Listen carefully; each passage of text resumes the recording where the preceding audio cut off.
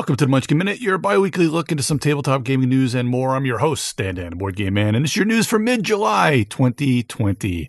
Now, this week, Z-Man announced Pandemic Season 0 for the release later this year. This is, of course, by Rob Daviau and Matt Leacock. Now, it wasn't much of a surprise that this was going to be released a third installment, but nobody really knew what to expect from a third installment. So having it as kind of a prequel is kind of an interesting little twist to it. So this is going to take place in the Cold War 1962, where the Soviets are developing a bioweapon called Project Medusa.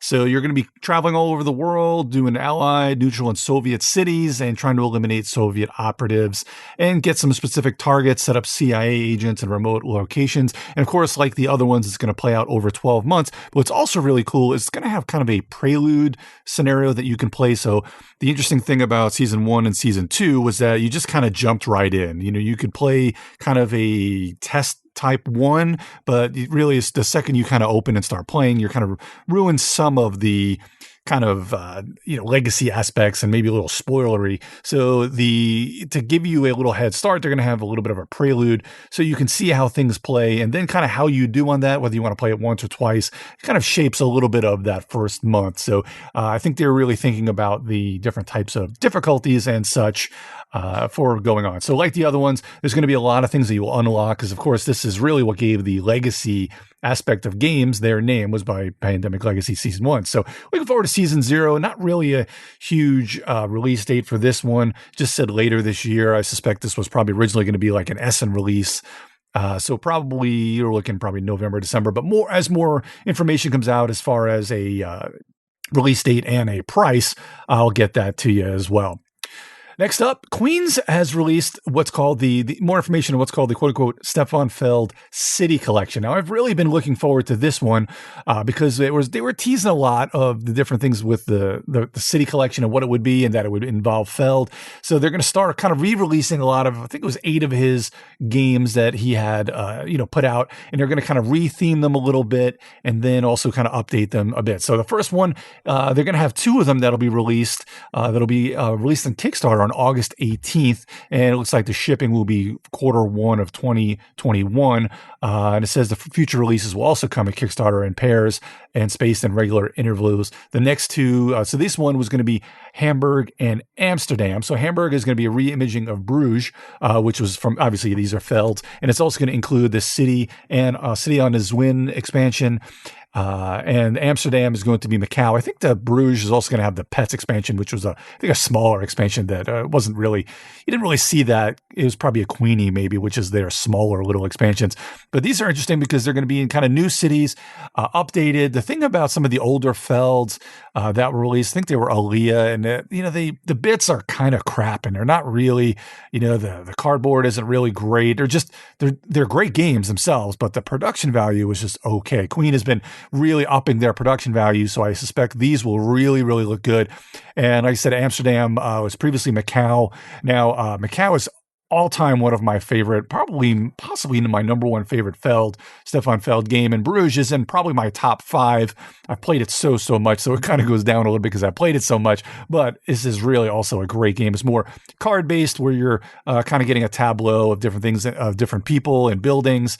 And you're also building a canal. What's really great about it is there's so many different cards, and every one of the cards are multi-use cards where you're either going to get meeples or building the houses or putting the people into there, and the interactions on them. There's so many people in the game that the interactions are nuts. Now, in Macau has this really cool windrows mechanism where you're kind of rolling the dice at the beginning of the round, and then everybody's using the same dice, but everyone's taking 3 dice. So depending on what the dice numbers are, you're getting cubes to use either 1, 2, 3, 4, 5, or 6 rounds down the road. But if you take a 6 cubes 6 rounds away, because a 6 would give you 6 cubes 6 rounds away, it gives you more things later, but you have to be putting cards into play every round or you get these negative cubes. So these are going to be 2 great games to start with. I'll have more information, of course, obviously, once they do go up on Kickstarter next month. But once they do go up, I'll have a lot more information as far as the price goes and what kind of differences. And hopefully I can get possibly either early copies or maybe even a prototype copy to give you a little bit more information as to them. But for now, look out for those. I'm really really excited for that. A little Asmodee news, because as they continue to take over the world, Asmodee has acquired Libellud, which is a gaming company. They've put out some good games in the past. I believe it's just a Euro-based company that has a lot of people. Usually when it comes over to the US, they're imported by a different company. So they've acquired them. Libellud has done Seasons, which is one of my favorite games as well. Mysterium, an excellent co-op game, one of the best there is, especially for kind of a group of 5 or 6 to play. Dixit, which was a Spiel des Jahres way back when. Dice Forge, Lords of Zidit, Looney Quest, which is an amazing family and kids game. So they've got a lot of good games in the stables from Libellud, but that company was started in 2008. I believe they have about 24 games in total that they'll be acquiring that Asmodee will be putting out with them or have the rights to. So hopefully we'll see some more of those in print as well. Renegade Games announces a little more details on Vampire the Masquerade expandable card game. Now, this was a game they announced. They kind of teased it at a press thing last year at Gen Con. Now, this is going to be an expandable card game. This is going to be designed by Matt Hyra. And Matt Hyra came over from Cryptozoic, if you remember. He's the one that made all the Cerebus engine and a lot of the great games, a lot of the great card games that were put out by Cryptozoic, but he put out the Cerebus engine, which is kind of the DC deck building game and a lot of the other kind of the deck building games there. So he'll probably have which for his games are very approachable and very expandable. So that's probably right up there with what they're looking to do with Vampire the Masquerade. Now, in Vampire the Masquerade, not a whole lot of information because not even the MSRP has been announced, but they are going to be doing this one as a Kickstarter, which is an interesting one. Renegade does some Kickstarters, a lot of times the smaller games, but this will be an interesting one because I'm sure they're going to be wanting to make this one as nice as possible, especially with that IP on it. You're going to be taking control of different groups of vampires and 4 clans, and you're going to be battling to dominate your opponents. Now, you're going to be trying to use various abilities and attacks and schemes and such with your cards to take control of the streets and havens. Then once you get, I think it's the 13 victory points or 13, their agenda score of defeating some rivals and basically getting rid of some of the last vampires, you'll get a victory there. More information to that, of course, will be up on Kickstarter in August. Man, August is shaping up to be a really good Kickstarter month as well. We had a really good one last week, but yeah, August is shaping up to be yet another good month of Kickstarter games. Actually, let's stick with Asmodee. Let's go back to Asmodee a minute. Asmodee USA is going to be releasing Al Leduc's Yukon Airways in mid-August. Now, Yukon Airways was kind of in a limited release, really high-ranking game as far as fun goes, and kind of an under radar for a smaller game. But this is a really, really good one, and they're going to be putting it out in August. Now, in Yukon Airways, you're at the controls of your very own seaplane in the mission of transporting travelers to the different points of the Yukon. You're going to embark your passengers using a draft system, and you're going to be drafting those dice and putting your ticket cards to take them out to different locations on the map. For each passenger, you're going to get money and a possibility of improving your plane if the passenger finds a point of interest that satisfies their taste in the destination. So when the color of the die matches the color of one of the cubes of that destination, and at the end of the game, you're going to be earning money according to the different locations that you have visited. A player who's earned the most victory points, the most money at the wins at the end of the game. Sorry about that. This is a midway Euro. It's like I said, it's a very underrated game. Has gotten a lot of good hype from people that have played it. 1 to 4 players, 90 minutes, and it should be about $50. Over to Pegasus Spiel, they're going to be releasing Hansa Teutonica, the big box. This will be coming out in Q3. It's going to have all the expansions. This will be 2 to 5 players, ages 12 and up, and it's going to play, this one, generally Hansa Teutonica plays in about 90 minutes, but with some of the expansions, maybe a little bit longer. It's going to retail for about $60. Hansa Teutonica is typically a game that, it's a little kind of mid to heavier weight, and people really love Hansa because it's one of these games where there's not really anything hidden. There's really no dice. There's not a whole lot of cards. It's just basically a board and you do actions. So people who like less randomness really, really love Hansa Teutonica. It's kind of what I call a dry soulless Euro, but I love it to death because it just has that great feel to it with a lot of really cool things. As you uncover things on your board, you get a little more actions and a little more abilities to do things. So check that one out because they'll have a whole lot of stuff. If you haven't gotten it, because I think it was out of print, if you haven't gotten it yet, the big box, since it will be coming out later in the year, will be really good for you to get. That's in Q3. Blue Orange has announced Meeple Land, which is a game where you're building a theme park and attracting visitors. Now, Blue Orange is known for family weight games and for children's games. So this one, although early, as far as the information goes, it's very likely to be a good family weight and probably a lighter weight for the whole family. and so you can get your kids in there as well. It's going to be for 2 to 4 players. It's going to be about 1 hour. So it's going to be like a 1 hour wonder, kind of a super filler. And it's going to be $35 and released in Q3. Again, both of these games, probably the Hansa Teutonica and the Meeple Land, these were probably Gen Con releases, which would have been released in the next month after that.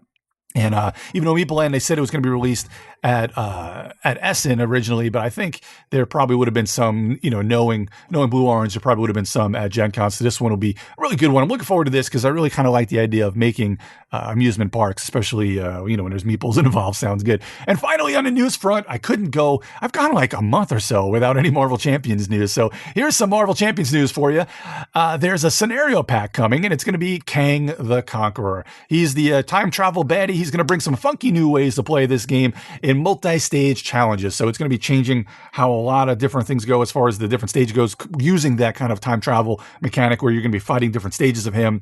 Looks like a solid challenge for everybody. And the MSRP is going to be about $20. When I do see a release date, I will let you know here as well. We've got 3 Kickstarters to wrap us up today. The first I want to talk about is Whale Riders. This one is being put out by Grail Games, a real good game company. This one will be, this is by Reiner Knizia with art by Vincent Dutra. It's well funded. It's got about a week to go as you listen to this, so you may need to get on there as well. But it's very kind of a, Reiner Knizia, who's kind of the good doctor, Reiner Knizia, he's put out probably more games than anybody out there in the world. And he's put out, many of the games are very approachable and kind of have a real good feel to them, yet a good mathy background to them. So they're not overwhelming as far as too heavy as well. This one should be about the same way. There's going to be Whale Riders is going to be about $20 US. There is a Whale Riders, the card game, which they say will not be available in stores. I don't know a whole lot about that particular one. That'll be about $10. For $28, you can get the game. And I believe $37 or $26 US gets you a copy of the Whale Riders, the card game, and Whale Riders. So Whale Riders, pretty, one of these, like I said, a very simple game to learn and then a little bit more to master, because you basically have one of a couple of things. You're either going to move or you're going to buy one of the kind of the tiles that are in different rows, or you're going to fulfill a contract, and you're going to kind of be going out on a ride on the whales and coming back. Now, the different little tiles that you can buy with the money, or you can actually discard things, and just take money on your turn. The different car tiles will have different ingredient or resources on them.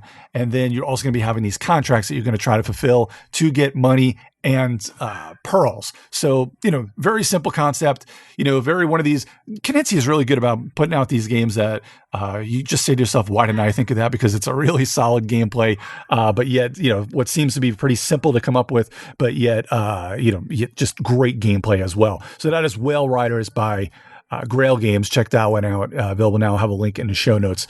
Daily Magic Games has up on Kickstarter about a week and a half to go. Shadow Kingdoms of Valeria. Now, they put a lot of great Valeria games out. Valeria Card Kingdoms, which is probably one of my favorite. I did help contribute to the solo game there. A little humble brag there. I love that because I just love that game so much. And I taught to Isaiah and helped to design that one, the solo version there. There's Villages of Valeria, Quest of Valeria, Corsairs of Valeria, Margraves of Valeria, and now Shadow Kingdoms of Valeria.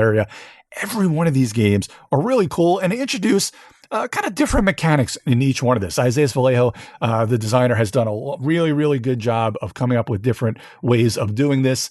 In this game, monsters are fed up with the humans, elves, and dwarves encroaching on their lands and slaying the populace. It's time for monster kind to take back what was once theirs. It's time for Shadow Kingdoms of Valeria. So what's really cool, it's a 1 to 5 player game designed by Stanislav Kardonsky, developed by Isaiah Vallejo, David McKenzie, and David is easy, and it's still illustrated by Mihailo Dimitrevsky. At its heart, they say it's an engine-building game where you'll draft troop dice and complete battle plans and hire champions to fire up your engine and level up your warden's abilities to pull off amazing combos. Looks really good. It's dice-based, which I love. It's got that same Valeria artwork, which really is really cool. It's a kind of its own little niche way, and I really think it's a real cool, real cool art style.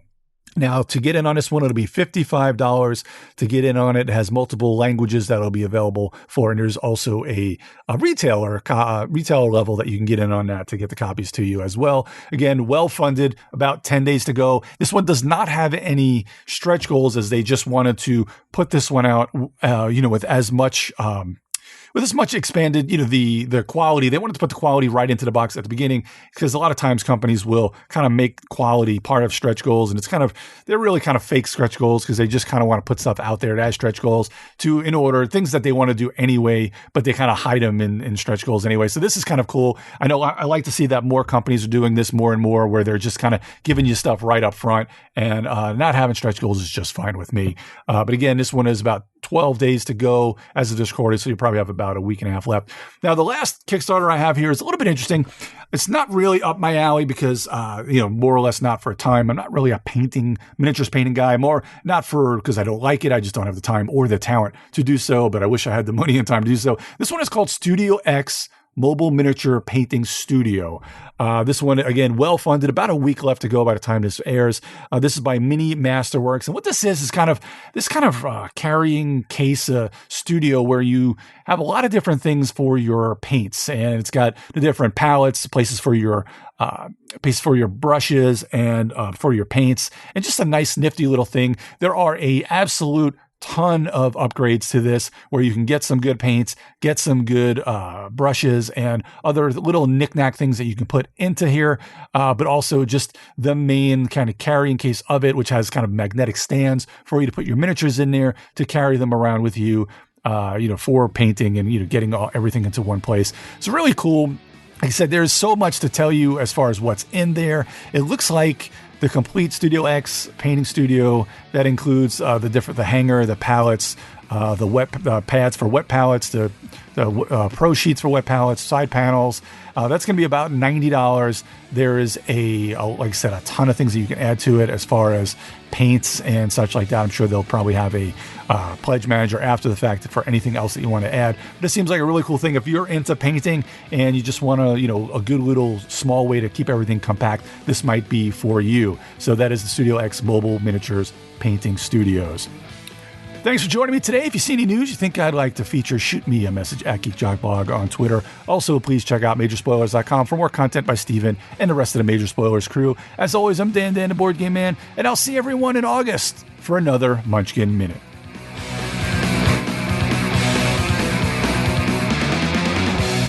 This podcast is copyright 2020 by Major Spoilers Entertainment, LLC.